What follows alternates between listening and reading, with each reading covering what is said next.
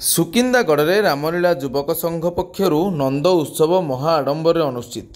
ସୁକିନ୍ଦାଗଡ଼ରେ ମଙ୍ଗଳବାର ଅପରାହ୍ନ ସମୟରେ ରାମଲୀଳା ଯୁବକ ସଂଘ ପକ୍ଷରୁ ନନ୍ଦ ଉତ୍ସବ ମହା ଆଡ଼ମ୍ବରରେ ଅନୁଷ୍ଠିତ ହୋଇଥିବା ଦେଖିବାକୁ ମିଳିଛି।